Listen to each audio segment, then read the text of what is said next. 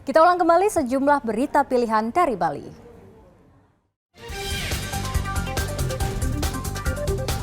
Gajah, kambing, hingga ular piton mengikuti upacara HUT kemerdekaan di Gianyar.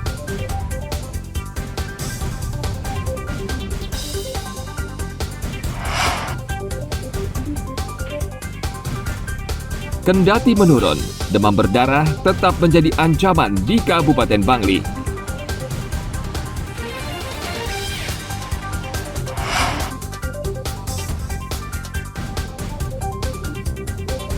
Menikmati berbagai jenis kopi terbaik sambil melihat berbagai jenis biota laut.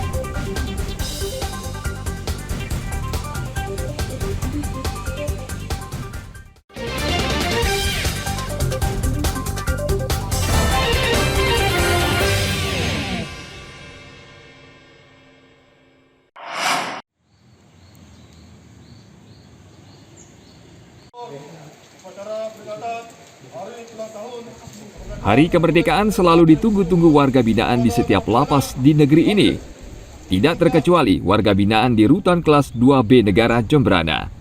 Tahun ini 131 warga binaan di rutan ini mendapat remisi atau pengurangan masa tahanan bervariasi.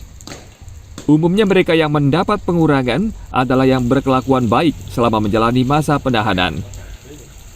Kepala Rutan Kelas 2B Negara Lilik Subagiono mengatakan, warga binaan yang mendapatkan remisi sudah menjalani masa tahanan minimal 6 bulan.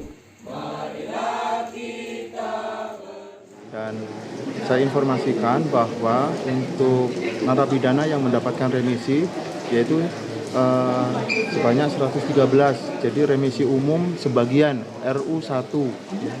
Jadi untuk RU2 tidak ada. Jadi dari 205 untuk pagi ini ya.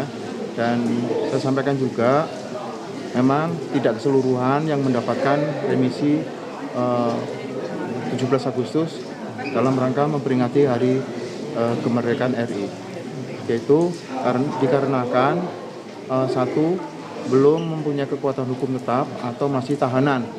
Terus yang kedua yaitu belum menjalani atau berkelakuan baik selama 6 bulan.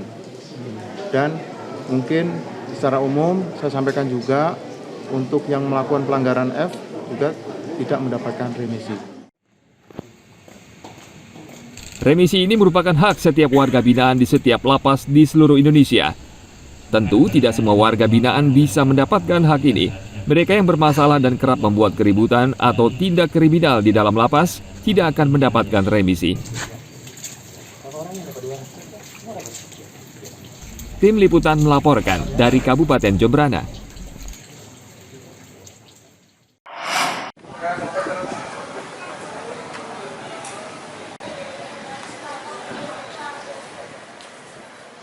Perubahan cuaca yang tidak menentu belakangan ini bisa menjadi pemicu penyakit demam berdarah, dengue atau DBD.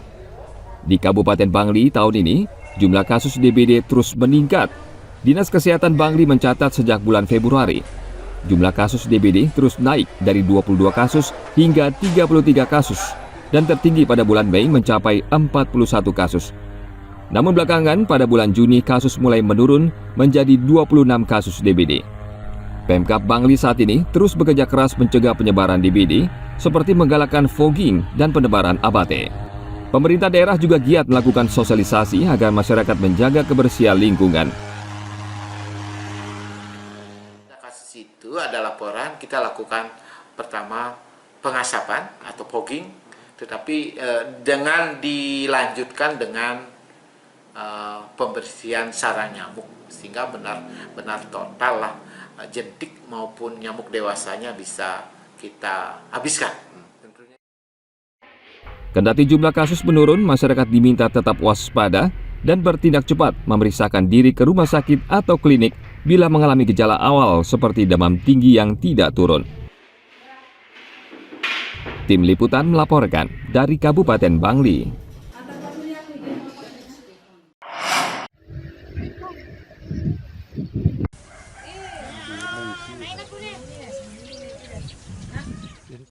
Selain keindahan alamnya, Kintamani juga terkenal dengan potensi pertaniannya, salah satunya bawang merah.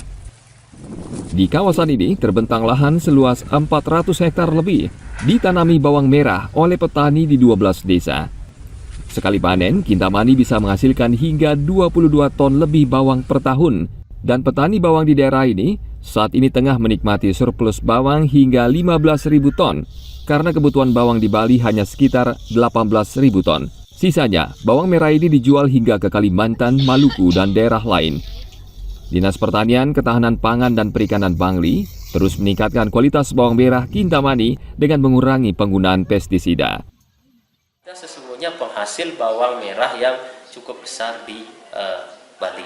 96% produksi bawang merah Bali itu diproduksi oleh Kabupaten Bangli. Per tahun paling tidak sekitar 22.000 ton itu kita hasilkan. Sedangkan kebutuhan hanya sekitar 18 ton, sehingga ada surplus itu 15 ton. Selain meningkatkan kualitas bawang merah, Dinas PKP dan pihak terkait lainnya berusaha menjaga harga bawang di pasaran tetap stabil sehingga tidak merugikan petani. Tim Liputan melaporkan dari Kabupaten Bangli.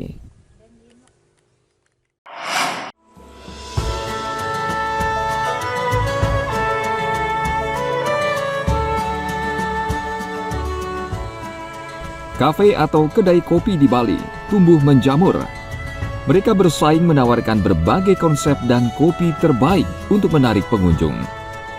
Kedai kopi ini menawarkan pengunjung suasana yang agak berbeda untuk menikmati secangkir kopi. Selain suasana yang tenang, pengunjung bisa melihat berbagai macam biota di kedai ini, mulai jenis ikan tawar hingga air laut.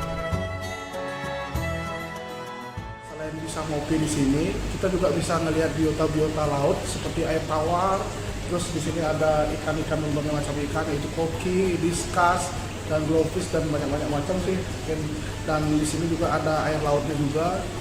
Terus ada koral-koral yang bisa kita jual di sini. Artinya selain juga ngopi, kita juga bisa melihat biota, yaitu entah itu air tawar atau air laut. Bila tertarik, pengunjung juga bisa membeli ikan hias mulai dari harga puluhan ribu hingga ratusan ribu. Kopi yang disajikan juga bervariasi, mulai dari kopi khas Bali seperti Kintamani hingga kopi dari beberapa daerah di Indonesia.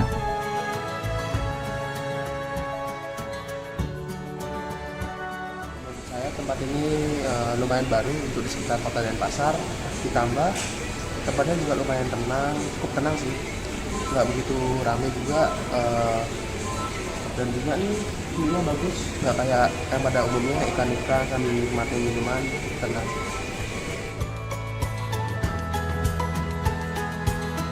Kedai ini menawarkan berbagai jenis kopi terbaik dengan harga terjangkau mulai Rp15.000 hingga Rp30.000.